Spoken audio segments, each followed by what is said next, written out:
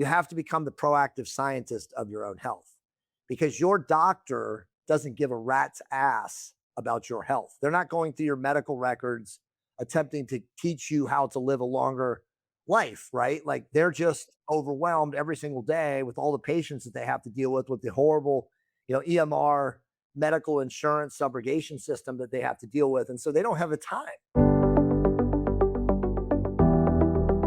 Welcome to the Fountain of Vitality podcast. I'm your host, LaMont Leavitt. In a world overflowing with noise, confusion, and distraction, we're here to cut through the clutter and explore bold, unique paths to a longer, healthier, and more vibrant life. Through candid conversations with business leaders, wellness experts, industry pioneers, and innovators, we'll uncover insights to help you discover your own personalized, unique approach to thriving. Tune in, trust the compass of wisdom within, and find your fountain of vitality.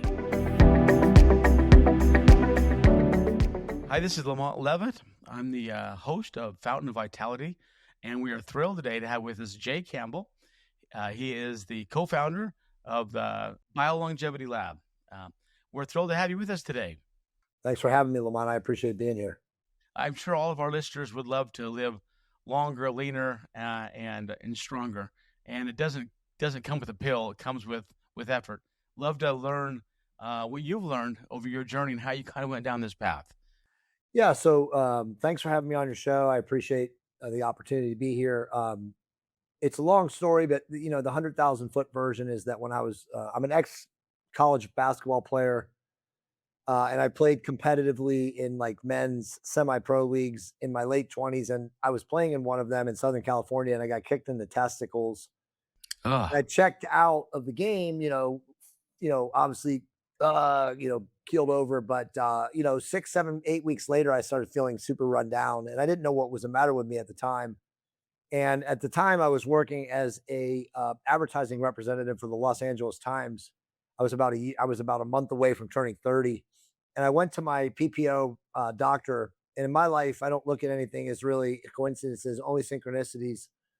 He recommended me to I didn't know, of course, at the time, but a world-renowned endocrinologist who was actually Harvard trained, and his name was Dr. Raymond Scruggs. And he took my labs, and he found out that I had the testosterone levels of a 85-year-old plus geriatric. And so he said he could put me on therapeutic testosterone, and he could have me right as rain, as he described it, within 6 to 8 weeks. And, this is in 1999. There was not a lot of people using therapeutic testosterone. There weren't even really any books about it.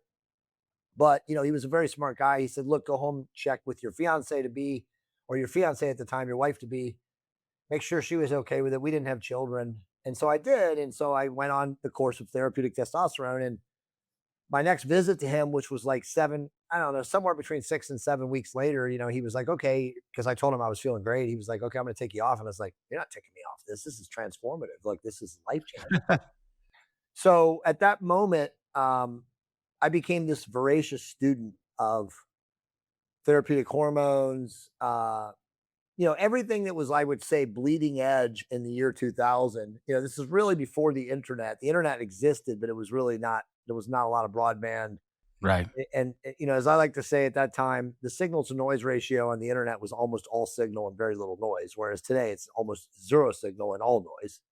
But so at that time, if you really wanted to learn about therapeutic testosterone or therapeutic hormones, and then subsequently 3 or 4 years later, peptides, you really had to be in the trenches, in the underground, as I called it, which was like anonymous forums. And these anonymous forums were full of like biohackers, bodybuilders, performance enhancing athletes who were looking for an edge. And so, I spent a lot of time in there talking to people, anonymously, and also experimenting on myself with various things. So I used every delivery system that you could use for testosterone. And in 2003, we started finding out about these little things called peptides. Now, when I tell people that I've been using peptides since 2003, most people are like, what? The average doctor didn't even know what a peptide was until 2020, 2021. They don't really teach that a lot in medical school. Yeah, no, there's zero teaching. There's no teaching of hormones or peptides. There's no teaching of anything that would heal people. because the allopathic medical system is literally designed to make money, and it's a for-profit enterprise, and they don't want people healed. If you remember Chris Rock's great, eulogy, he said there is no money in the healing. The money is in the medicine. The sickness is where the money is, right? And so that's why allopathic physicians want to treat your symptoms. They don't want to heal you. Why do you think they tell people that have diabetes, we're going to manage your diabetes? No problem. We're going to manage your diabetes. Diabetes runs in your family. It's Right. genetic. It's all BS, right? So, to continue with my story, you fast forward over the next 10 years, I learned everything you could possibly learn about therapeutic hormones and a lot about peptides. And I wrote my first book in 2015, which really exploded on Amazon. It was like the number one book in men's health for about 4 or 5 months of that year. What was it called back then? It was called The Definitive TRT Manual. And a lot of people think that Jeff Bezos used that book, and he probably did, to become the pipsqueak, guy who was now wearing a shirt off, walking around on yachts a year later. So he probably did, because a lot of people obviously read that book. It was the first mainstream book teaching people how to use therapeutic hormones. And then subsequently from there, I've written 8 books. My newest book, came out literally 6 weeks ago. It's called Metabolic Awakening with GLP Peptides. It's over 700 pages, 1,300 scientific references. It looks like a Bible. Yeah, it is. It is. And, truthfully, like, since that first book and all the other books I've written books on fasting. I've obviously written a very, very well-known book on peptides. This is my last book, a 9th book. But I've met all these amazing people, physicians. I've lectured all over the world. I go to, amazingly exotic places. Like I'm here now in Mexico to meet with a doctor tomorrow. But I just have an amazing life. And I'm just teaching people how to use peptides, how to use hormones. And just so you know, or just so your audience knows, if they're not familiar with me, I mean, I'm 55 years old, and I've been using therapeutic hormones and therapeutic peptides for close to 25 years. Well, actually, hormones 26 and peptides 23. So I've really been in the trenches a long time. I've worked with thousands and thousands of patients and people, and hundreds of doctors. And a lot of people, honestly, in the medical space, really look to my books and to my authorship and to really learn about, these things. And I can honestly tell you, I mean, obviously you're into longevity now, and you want to make the last part or second half of your life about mastering your hormones is the key to living a long life. And once you master your hormones, now you can start adding in things like peptides, like GLPs, like small molecules, and all these other amazing things. Because Lamont, right now we are absolutely in a revolution of biomedical science. My company, BioLongevity Labs, is at the forefront of it. We are iterating and creating products and IP faster than anyone else in the entire world. And I'm not exaggerating when I say that. And all the tech bros are attempting to get into this space now, and they want to pay me, lots of money to consult for them. And I just say no to every one of them, because they don't understand any of this business. And, truthfully, I don't want to waste time with people that really don't understand things, because for me, this is about teaching people how to be sovereign. And when I mean sovereign, I mean taking ownership of their own health, right? Like, I have a statement that I've been using for about 8 years now. And I say, you have to become the proactive scientist of your own health, because your doctor doesn't give a rat's ass about your health. They're not going through your medical records attempting to teach you how to live a longer life, right? Like, they're just overwhelmed every single day with all the patients that they have to deal with the horrible, EMR medical insurance subrogation system that they have to deal with. And so they don't have the time. And I Yeah. also tell people, and you probably never heard this before, but if you go to your doctor, right? Most people have a general practitioner or they have a family doctor. And you say, "Hey doc, I want you to help me live to 125 years old." They will literally look at you like you're insane. They'll be like, "What are you talking about? Open up your mouth and say, ah. Let me do a breathing check. Let me check your diaphragm. Let me do this." Because they're not trained on optimization. They're trained on disease prevention, right? Or disease medication or disease remedy. And so we're dealing with this like world of allopathic sick care, illness medicine, and again, the management of disease, to where you and I are going, or I've been a long time now, which is health optimization. And To be health optimized, you have to literally, as I said, become sovereign, empowered, and free. And what that means is you have to take full ownership of your responsible health. You cannot go to your doctor and ask them to do a checkup. You cannot go to your life insurance agent and say, hey, I'm using testosterone and metformin and peptides. They're going to ding you. So that whole system is collapsing. And if you're smart and you really truly do want to take ownership of your health and live a much longer life, as we said, live leaner, longer, stronger, all of this stuff has to be, you have to become self-taught. You have to learn on your own because look, like I said, you cannot outsource any of this to your doctor. Your doctor has no clue. I mean, most doctors, if you ask them about peptides, will be like, huh? What you talking about, Willis? You know what I Yeah. mean? Like, Yeah. you're not going to get advice from them. Thankfully, there are enough longevity doctors and functional medicine practitioners that do understand this, but they're very, very few and far between. And you cannot get any of them with an insurance copayment. So as you know, most people, they use their insurance copayment for their medical care, but that's again not anything that I preach and talk about, which is obviously healthcare. I mean, health optimization. Excuse me. So Jay, let's dive in the weeds a little bit on since you've been doing peptides and hormones for over 2 decades. Let's get down in the weeds a little bit for our listeners Sure. and dive into peptides at the 101 level, what they are, why they work, what they do, and how they can help your whole body and cellular health be strong, and then hormones as well. Sure. So I think the best way for people to truly understand this, and this is for both men and women, a lot of women, they listen to me and they're like, oh, he just talks about stuff for men. And I'm like, no, have you ever seen my wife? My wife is 54 and she looks better than most 20-year-old, female fitness models. And again, she lives and walks the talk that I walk and talk, which is, all these things that we're going to talk about. But, very truthfully, you cannot, and this is the biggest mistake that people make. You cannot start using therapeutic peptides if you have a hormone deficiency. That's like literally pouring water into the gas tank of a Ferrari, right? The body is basically going to function based on the efficiency of its hormonal system or hormonal circuitry. So And start with the hormones then. Yeah. everything. The endocrine system is the most powerful regulating glands in the human body. And if the endocrine system is off, you are off.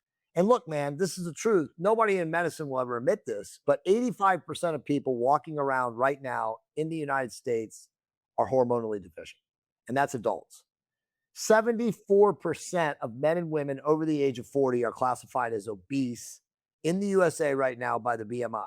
If you are obese, you automatically have a hormone deficiency. That's inevitable. You can't have one without the other. It's chicken versus the egg, right? Because if you are fat and inflamed and you have lots of, cellular visceral fat and cellular inflammation, which obviously leads to all the diseases of aging, your hormones cannot fire effectively. It cannot fire as they were made to fire. And the reasons, Lamont, that people are like this is there's many, but we live in a very, very, affluent, easy button, instant gratification society now where so people don't exercise, they don't walk anywhere, they don't even go to the mall or to like the Targets or the Walmarts to pick up their hygiene. Everything is Instacarted, everything is Amazon. So you have nobody for the most part exercising like they once had to. And then you combine that with the shitty food and the American food supply, the standard American diet, the SAD diet, which is, as you know, loaded with nitrates and GMO food and all these poisons and cell toxins. And so all of that leads people to be fat and inflamed. And essentially, when you're fat and inflamed, you're sick. So if you're fat and inflamed, you automatically have a hormone deficiency. And so the first step is literally getting your labs done, which thankfully in America and Canada, there's tons of independent labs. It's like literally going to Amazon and booking a male hormone or female hormone panel and then figuring out what you have going on. And you usually can do it in 3 days. And a lot of people will be like, yeah, but Jay, I'm not smart enough to read my hormone panel. You don't need to be smart enough to read your hormone panel. You can literally go on Google and ask Chat GPT to evaluate your hormones, right? Like you plug it in, you upload it, and it reads them and it tells you where you have deficiencies, like where things are low, where things are high, etc. So it's not hard to figure that stuff out. But obviously, if you are listening to what I said, and 85% of people have a hormone deficiency, what do you do next? Well, you have to work with a physician that can prescribe you hormones. Or, you have to change your lifestyle dramatically, but it's really becoming harder and harder to change your lifestyle because we live in such a contaminated society, right? So there are people that can, avoid going to a physician, avoid getting a script for therapeutic testosterone or therapeutic progesterone or estradiol if you're a woman. But you really have to be anal retentive. You have to really live a crazy, what I call dialed in lifestyle. And most people, that's impossible. It's just too difficult in our modern day society to live like that. So the biggest tools in the tool belt are always therapeutic hormones. And so if that's the route you go, and that's what obviously I do and my wife does, and that's what I ultimately recommend, you have to get a physician who knows what they're doing. And that's the other problem.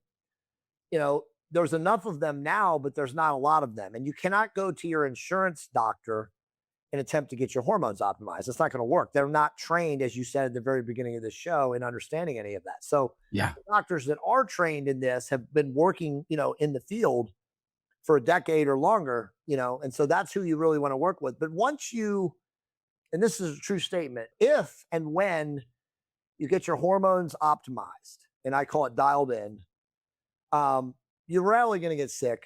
You're rarely ever going to go to the doctor. The only exceptions would be if you get shot or you're in an accident and you've got shrapnel coming out of your body and you need to have like it surgically excised or sewn up or something like that. That's the only time. I mean, again, my wife and I are now 55 and 54, and I have not seen a normal physician other than maybe for some skin stuff that I have in 20 years. And I have absolutely no intention, and dentists don't count, but I have no intention of going to a doctor for anything unless those things happen to me. And that's what I teach people to do is like all these diagnostic tests that they do, prostate, mammogram, colonoscopies. I mean, I could go on. They're all designed, if you really understand them, they're all designed to find things wrong with you. Here's the truth. If you go to a surgeon and you ask the surgeon, hey, do you think I should have this surgically removed? What do you think they're going to say? Oh, take it out. Yeah. How do you think they get paid? I tell people this all the time, right? Like, if you live a clean life and you eat clean and you optimize your hormones, you don't need to go to the doctor for anything. You're rarely going to get sick. You don't need to go and follow their bullshit standardized diagnostic testing procedures because, again, even if there's nothing wrong with you, and the chances are if you take care of yourself, there won't be, they'll find something. And what people have to understand is, and this is a very important thing, from a business standpoint, reality standpoint, our minds create our reality. Our thoughts become things. So if you get a diagnosis from a doctor that you have a lump in your colon, or you have a lump in your breast, or you have a growth in your prostate or whatever, what do you think they're going to tell you? Oh, you got to have it surgically removed. Do you understand? This is, by the way, these are statistics. If you are a man or a woman and you're over the age of 57 in the United States, and you have an invasive procedure like that, which is, again, like a removal of a polyp in your colon, a removal of a tumor in your breast, a removal of a growth, on the other side of your prostate or inside your prostate, it's a 50% chance you're going to die from post-surgical infection after the surgery. So again, people don't understand these things and they just go to the doctor because their parents trained them that they need to go to the doctor, and their parents trained them and their forefathers and them. And this is just the way it is in American medicine. It's a system. Exactly. But you have to break the cycle as a person, again, male or female, as a consenting adult, because I mean, look, the second leading cause of death in the world is doctors practicing medicine. So if you understand that and you live a healthy lifestyle, and here's the problem, LaMont, very few people do that. Most people, and this is very important, and my wife taught me this like 10 years ago, most people don't value their health until they lose their health. And then they go to the doctor attempting to get the doctor, again, outsourcing their sovereignty, externalizing their power. I need the doctor to give me a plan, or I need the doctor to help me. And it's like, dude, no, you gotta own alone. it. Exactly. And so but that's the biggest thing. And so I tell people constantly all the time, at my age, I mean, most people my age are 1 foot in the grave, but for people that aren't, that, are in my audiences or in my circles and stuff like that, I tell them, I'm like, you don't need to go to the doctor. Okay. If you have a broken leg, yes, you need to get set and you need to get it casted. If you're shot and you have you're bleeding out from the bullet, yes, you got to get this bullet surgically removed. But other than that, you don't need to go to the doctor if you're not sick. And that's what people don't understand. They just are so brainwashed into going into these tests, and then the doctors find something wrong with them. I mean, listen, I could tell you so many stories of men and women who went in for colonoscopies, and they find something, right? You're 70, you're 68, and there's a growth inside your colon. Well, no shit. You're 68 years old, you're 70 years old. Your skin, your body has growth. It doesn't mean there's anything wrong with you. Do you have any symptoms or side effects? No.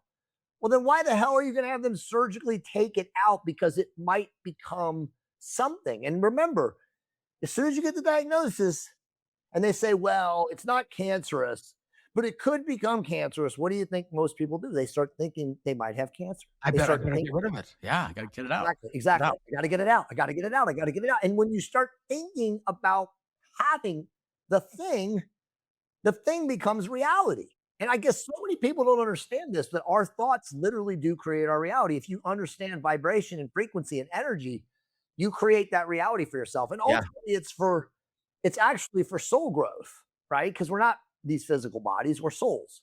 But at the end of the day, if you keep your thoughts, I'm healthy, whole, and complete, and you affirm that and you believe that, and I don't even like saying believe that, that, you live that, you take action to affirm that.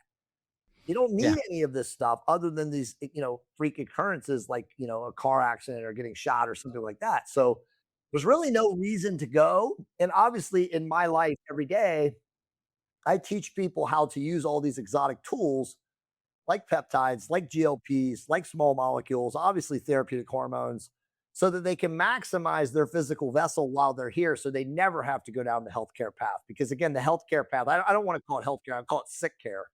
But if you get into the sick care, vacuum or sick care funnel, you're in trouble. Yeah. I like what you said about, we're a soul having this physical experience, whether you want to call it a spirit, a soul. We've got this physical body we got to work with. If we want to be the Exactly. master of our body, we got to take ownership of it and make it be as great of an experience as we can. But Exactly. we're our own best doctor. We all got our own DNA.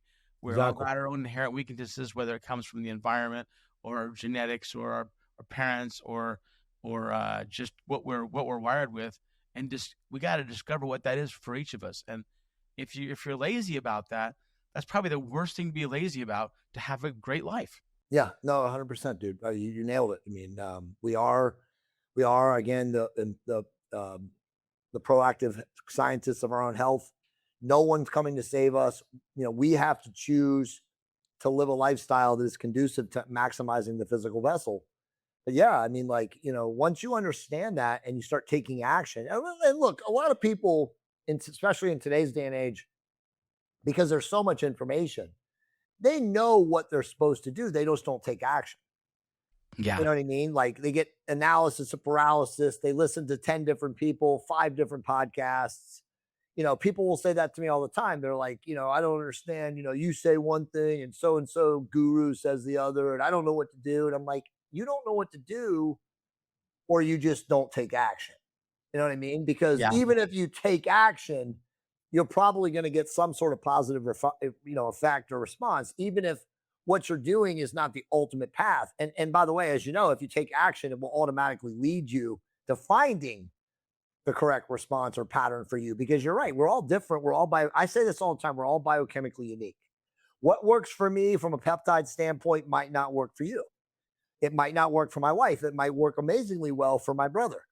But that's the key, is to take action and Figure. experiment or experience it for yourself, and obviously to record, everything you do, so you understand, what works and what doesn't work. I had a mentor, this is going way back in my 20s, and I honestly was not smart enough or spiritually aware enough at that point to really take what he was telling me to heart. But he was teaching me in my early 20s that he said you should record every single thing that happens to you every single day in a book and carry that book around with you for life. Record Good how you advice. feel in every month of the year, record your workouts, record when you get sick, you know, record days that you have incredible energy. And he's like, you track it. And he's like, look, it's not hard, but we make it hard in our minds because we say, oh, I don't have the time, or oh, I don't, how am I going to do that on top of all my other responsibilities, being a parent, being a dad, being a husband, being a coworker, being a business owner, blah, blah, blah. We make all these excuses up. But the truth is that I wish I would have listened to him because, I started doing that in my early 40s, but I missed 2 decades of my life. And those 2 decades of my life to do it, I would have learned everything because that's when I made all the mistakes, so to speak, that I Yeah. would make. Right. Yeah. And so it's like you learn from process or trial and error and processing things. But like if you're really recording everything, you're going to have a much easier life because all you have to do is just go back to your book and look at it. And by the way, it takes 5 minutes at the end of every day to record what happened in that day. So what It's are the like most everything important else. things what are the most important things in your mind that need to be written down to at least write that something down? What you eat, your experiences, what do you put down in your book? That's a good question. He said, and he taught that you measure your energy for the day. That's most important. How did I feel today? Were you sick? Were you healthy? Did you have a great workout? What was your nutrition like? And then it was, what did you accomplish today? Right. So if it's business, did you save, a person? Did you donate to charity, etc.? So it's like 5 classifications, and you write that down in your book. And it's just a simple notebook. And there's, ways to structure it so that it's based on week and then month.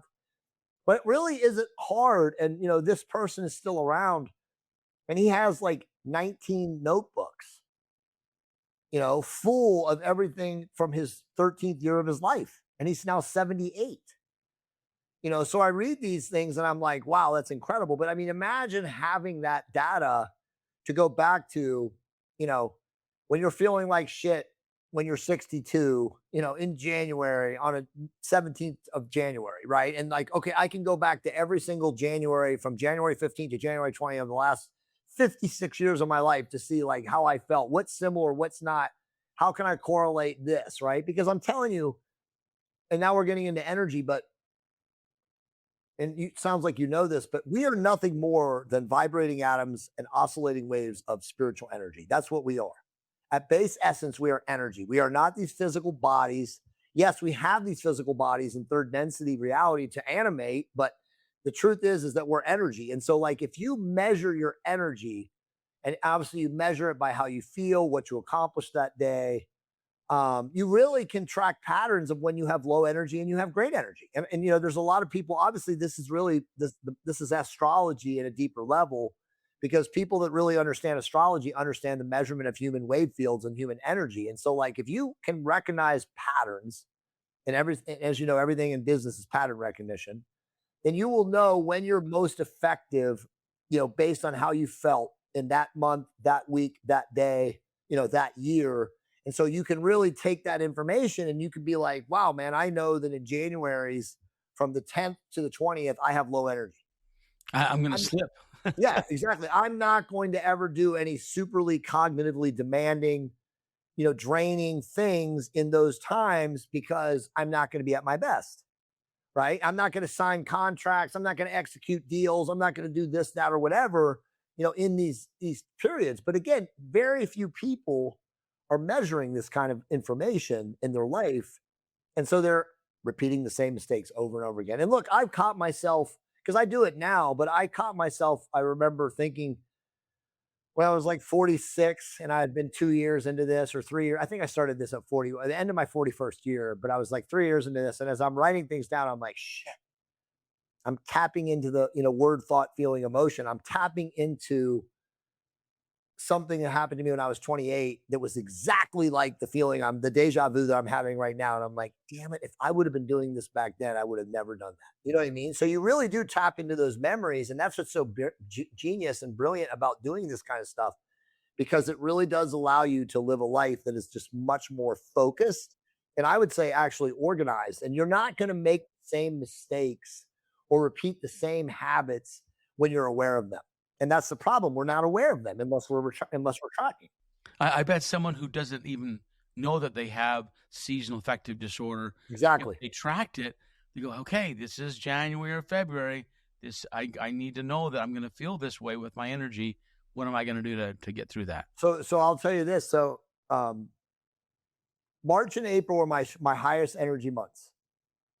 And a lot of this is astrology. I mean, when I say this stuff, and there's going to be smart people who listen to the show, and they're going to be like, Jay Campbell's insane, and I am pretty much insane compared to normal people in the way I view life. But, if you understand astrology, um, you know that your birth, your actual sign is very, very powerful in the drive that you have as a natural, innate human. And so, like, I'm a Pisces, I'm a waterborn, and waterborn people really explode energetically in spring. And so Interesting. In March and in April, I have incredible energy. And these are the times when I'm incredibly productive. And so I plan a lot of trips. I plan a lot of speaking. I plan a lot of just expansion. And really, it actually starts in the middle of March because again, I'm a February 24th baby. So I start like around, I know that from like March 15th until the end of May, I can really expand and I will Just like very, spring, very rare. just like Yeah, I plants mean, coming again, out of trees. it's Yeah. not that I like it. It's just that my energy is very aligned and very, I would say, magnetized in those times. And so I didn't always know this, but now since I started tracking when I was like 41, 42 years old, I know this. And so I do a lot of stuff in these times. And for example, like in the last 4 weeks, I've been at my house 3 days, right? So I'm here till Sunday and then I fly home. I live in Atlanta, in Tampa, Florida. I'll be home for 8 days and then I'm going to be for 6 weeks in Europe. And I'm doing a lot of business stuff in Europe. I'm speaking at masterminds. I'm doing Cannes Film Festival for a red carpet for a documentary that I'm in. So there's a lot of stuff. We're expanding our company with a big 3PL logistics center in the UK in London. So there's a lot of stuff going on. But again, I planned all of this 9 months ago. I'm speaking at Dave Asprey's at the end of May at his conference. Like it's kind of like the end and the culmination. And so just as that is when I'm expansive, dude, June and July, that's rest time for me. There's You gotta catch your breath. absolutely no Jay Campbell doing crazy stuff in June and July. And look, what's crazy about this is I naturally found this out without planning it when I wasn't tracking it because I just started feeling like, I'm so run down from all the expansion that I was doing in March, April, and May. And so I would just never do anything other than maybe have like a summer vacation with my kids.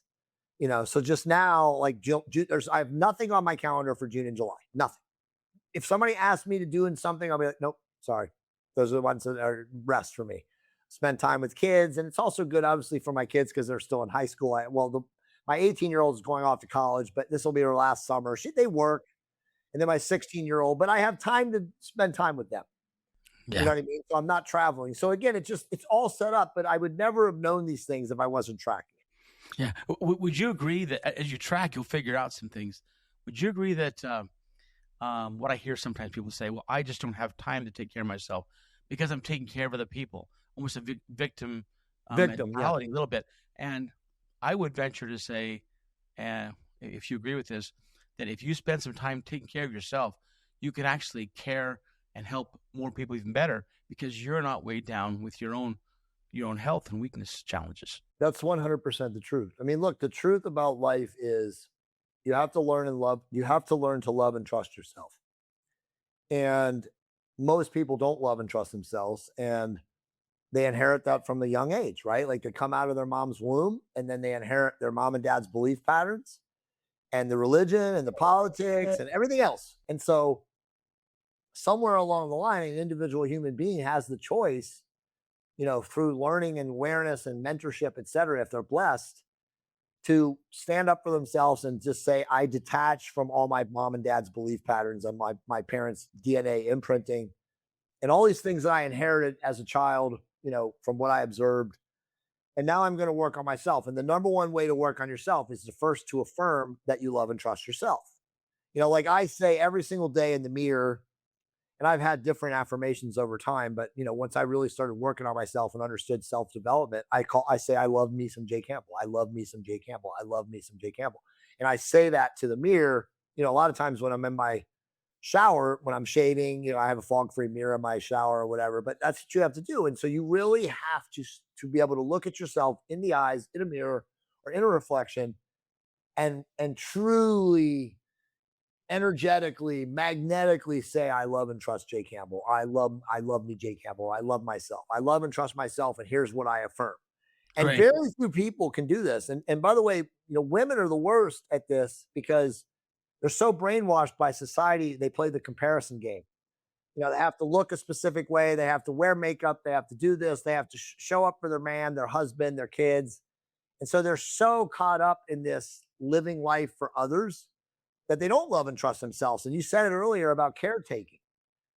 When you caretake for everybody else, that's never going to end well because you're not caring for yourself. And like you said, those type of people usually physically decline faster That's than right. others. Or they observe, really bad things that happen in their life because they just don't have a center. They're not grounded in that, I'm worthy.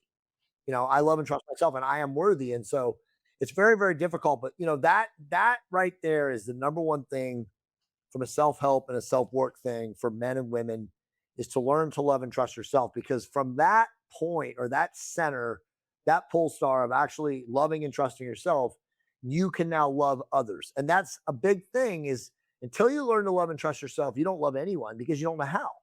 Right. You just don't. You might say I love you to your kids or to your, dog or to whomever, but if you don't love and trust yourself, it's not real. It's not actual true love. Yeah. I remember your comment you made earlier about detaching from your parents and becoming your own self. It gave me a flashback back to my childhood. Well, when I was much younger and got married, and I was getting married, my dad gave me this advice. He said, "Well, take everything you learned good from me and mom, which is him and his wife, and everything bad. Don't take that with you. Just take the good stuff, and then make your own new good stuff, and make sure that next generation is just better than where we Dude, were." that's amazing advice. Your mom and dad were obviously, or your dad was extremely wise to say Yeah. that because So that, most people don't yeah, get that. They don't yeah, get that from their parents at all. But that's an awesome advice. And that's exactly what life is about. yeah, Take the good, leave the bad, right. Yeah, right? nobody's perfect. So recognize your parents, the good that was in them, and don't focus in so much on the bad that messes with your frequency too. Where you're always focusing on the negative. Focus on the positive that you got from them. That's exactly right. And it's funny you mentioned that because so does my wife. We work with a really advanced spiritual coach, and it's a woman, and she's in her 70s. Amazing person. And she says that everything that is good about you is your authentic, true you. And everything that is bad or the things that you label as bad, right? Because everything is perception, but everything that you don't like about yourself, whatever it is, doesn't matter, Yeah, is what she calls an imposter. And obviously, the imposter comes from our egos. It's fragments of our ego, but it's all things that we learned from other people, from our parents, from our brothers and sisters, from experiences that we had when we were sure. younger. And as you know, the imposters come from developmental disablement, emotional, physical, spiritual. It's crazy. And so it's like to truly heal yourself is like to say, integrate these traumas, because that's what they are, that have created these fractional forms of your ego. You have to stalk your feelings. And stalking your feelings is sitting down and thinking about why it is you don't like this specific thing about yourself, and then attaching again to the word, the thought, the feeling, and then the emotion that comes from it, and understanding that it might be very difficult to do this because you've probably buried a lot of these in your subconscious. But once you can connect to those feelings, or again, the word, thought, feeling, emotion of when it happened, you can detach from it, right? Because you can now look at it, independently and objectively as an observer, and not physically attached to that feeling or that negativity or whatever it was that you attached to when it happened, and just let it go.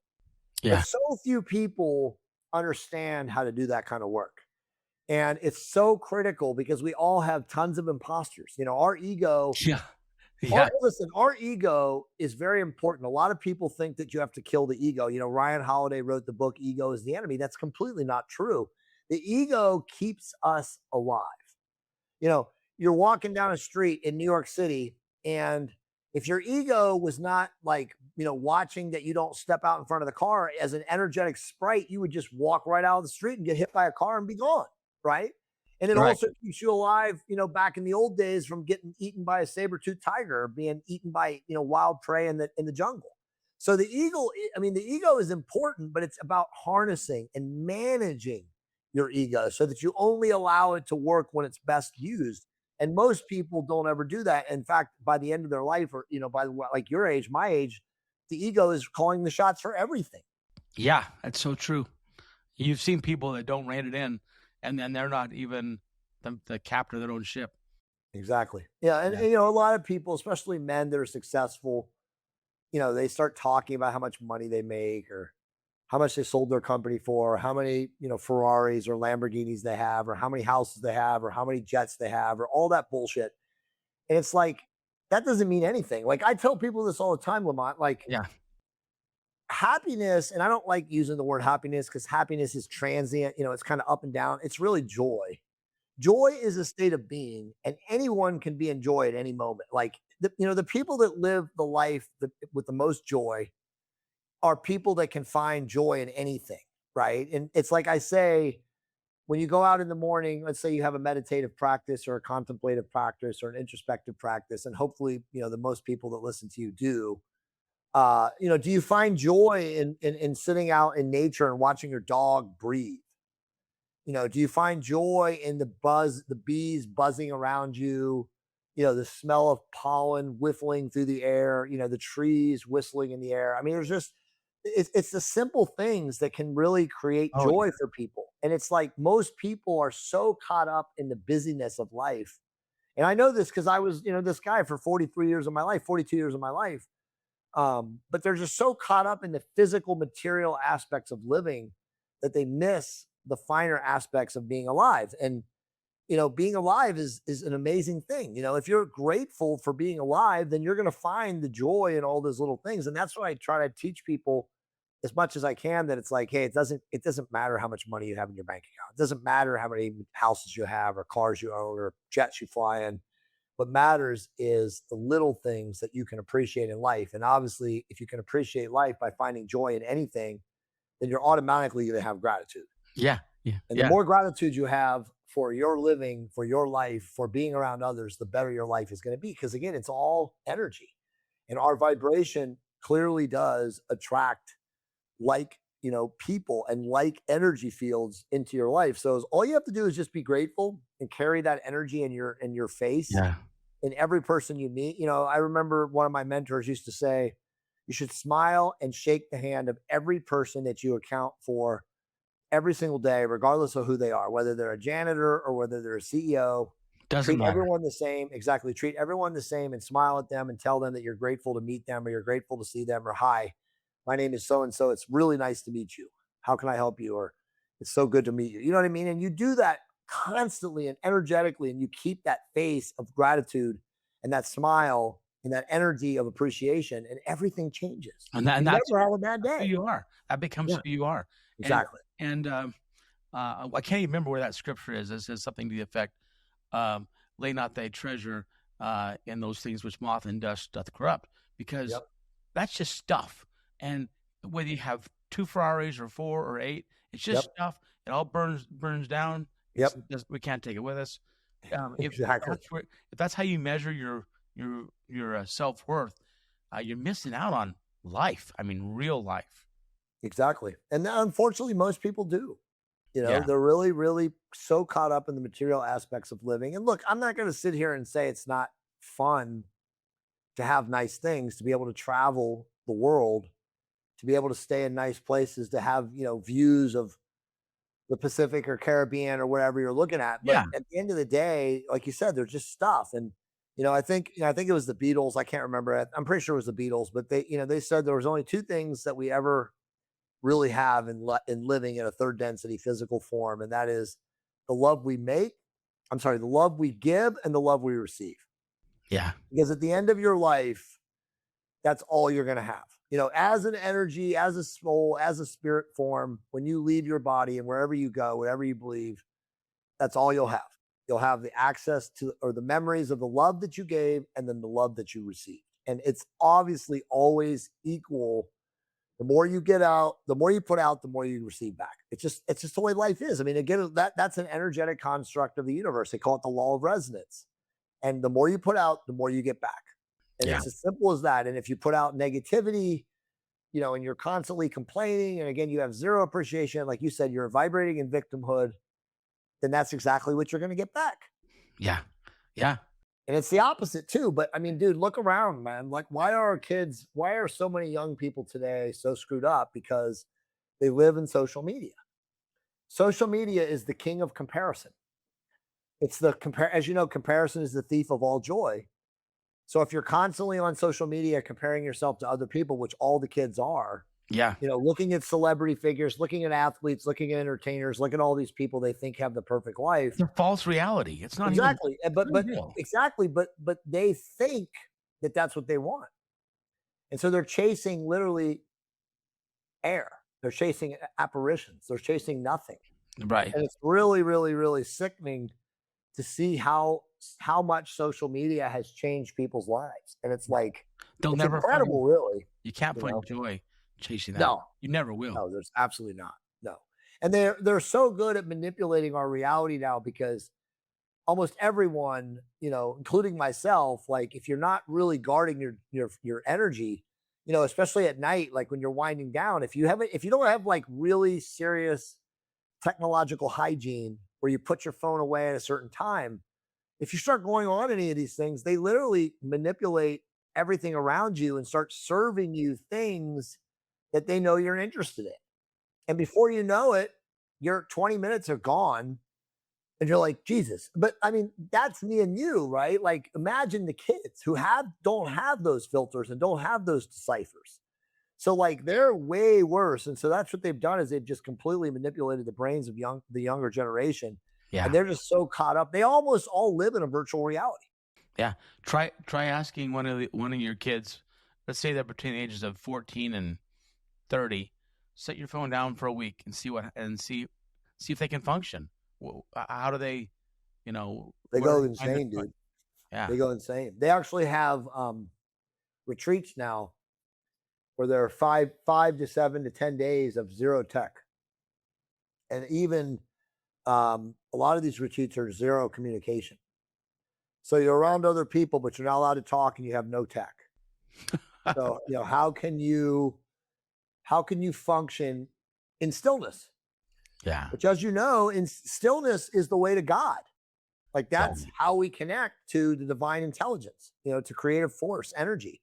But most people, like you said, are so yeah. The tech blocks out your ability to communicate with any exactly God, or however you want to connect the spiritual to things. So, exactly. And honestly, that people don't want to hear this, but that's why it's created. Yeah. That's literally why it exists, to take us further and further away from divinity. And I'm not saying that there isn't value in tech. I mean, because obviously we use it in our businesses. Yeah. There's great change and tectonic and technological shifts that have occurred because of technology. But again, it's a tool. And you can use it as a tool, or you can allow it to use you. And most people allow it to use them. They don't use it themselves. It's not leverage. And so that's where we are. And that's where it's ultimately going, dude. I mean, think about all these kids, and you hear it every day. Yeah. AI. It's like, dude, what do you think AI is? Yeah. Yeah. It's nothing more than, be aware that don't let AI manipulate you. It's just, it's just a tool, and don't start thinking that it's how you need to connect to life, and don't let yourself get dumbed down and be inquisitive to solve problems, because you just wait to be told what is truth. Exactly. Imagine that's 100% true. Yeah. But think about this. And by the way, I don't use it. My wife doesn't use it. We stay away from it. But imagine asking AI to think for you. That's what these kids are doing. They go to college and they ask AI for the answer, and then it lies to them, and they believe the lie. Yeah, the hallucinations are crazy. Yeah. It's crazy, bro. Yeah. Well, hey, this has been an awesome, fun conversation to hang out with you today, Jay, and get your thoughts and perspective. Any final words of thought on staying healthy? Top 3 things you throw out. What would you tell people to do if they're wherever they're at today, to how to self-motivate and to make a change and a difference to themselves? Yeah. So number one thing to do if you're an aging man or woman, and I count that as like 35 and up, it doesn't matter where you are in the world, is find out if you have a hormone deficiency. That's first and foremost. If you do have a hormone deficiency, work to naturally fix it, which is really hard to do, but some people can do depending on how young you are. And if you can't naturally fix it, get on therapeutic hormones. Work with a physician that can help optimize you because you're going to feel so much better. You know, most people who get hormonally optimized look at their life as before and after. This is before when I was in a funk and I had brain fog and I was cloudy, and then I got my hormones optimized and everything shifted. So that's number one. And then number two is, once you do that, and if you do that, then you can start playing around with peptides. You can start thinking about using GLP-1 peptides, to get your perfect body, or to lose that last 10 pounds, or to lose 25 pounds, or whatever it is that you personally, are looking for. And then from that, again, we talked a lot about spiritual stuff. Once you have your physical health dialed in, it's much easier, or you're much more receptive to what I call what is, right? Which are literally spiritual Right. downloads and spiritual frequencies. So fix the physical things first, uh, then optimize. And then after you optimize, really start working on your inner self and your inner game. As my wife says, learn to understand yourself. And through understanding yourself, you can become anything you desire to be on this planet, whether it's a great business leader, a great philanthropist, somebody who helps others, every single day. Whatever it is, whatever you find your calling, when you're physically healthy to do it, it's just that much easier. Yeah. Yeah. And you look around today, Lamont, and the majority of people are physically out of shape, highly inflamed, again, sick in a traditional sense, and they can't receive spiritual downloads. Because they're in pain or they're hurting Exactly. or I tell people this all the time, and this is not a joke, but if you're morbidly obese, you exist 24/7 in a default state of suffering. And when you're a default state of suffering, you cannot have access to source frequency, Christ consciousness, God, you know, the energy of divinity, whatever you want, however you want to define it. Yeah. And obviously, it's not going to guide you in doing more for others because, like you said, you're suffering. You're in Yeah. a constant state of, pain. Yeah. And so that's a horrible place to find yourself. So again, that's number one. Step number one is stop suffering from physical defection or physical, insufficiency, hormone insufficiency, et cetera. Get out of that. And then you can work on really finding your purpose or really finding your place. And I think the only other thing I would say is a lot of people do it the wrong way. They get so focused in their business that they're like, I gotta get to 10 million, 20 million, 50 million, whatever. And it's like not taking care of their health. And then they, get there and they sell their business or they do whatever. And they're so broken that now it's like you can't enjoy the fruits of your labor. So again, focus on doing it all, focusing on having a holistic view. And there's no reason that 35 you can't start doing both at the same time. Yeah, I think you're further ahead. If you're leading a company, your employees will be happier that you're No doubt. dialed in physically Yep. and spiritually, and they'll see your energy and they'll get on board and make the whole thing go great. Hey, I'm excited for your new labs and the new things you're coming out with, and we'll have on the podcast at the end. If you check out the blog, all the ways to contact Jay and his company if people want to reach out and connect with you. Thanks again for your time, Jay, and it was so good to hang out with you today. Thank you so much, Lamont. I really appreciate it. You Grateful. betcha. Hey, take care. You too, brother. Thank you for tuning in to the Fountain of Vitality podcast. Head to fountainofvitality.com for more episodes, insights, and resources. Remember, your health is yours to own. Take charge, focus on what you can control, and keep exploring what works for you. Always be your best self, lift others, and trust the compass of wisdom. Until next time, stay vibrant and take care.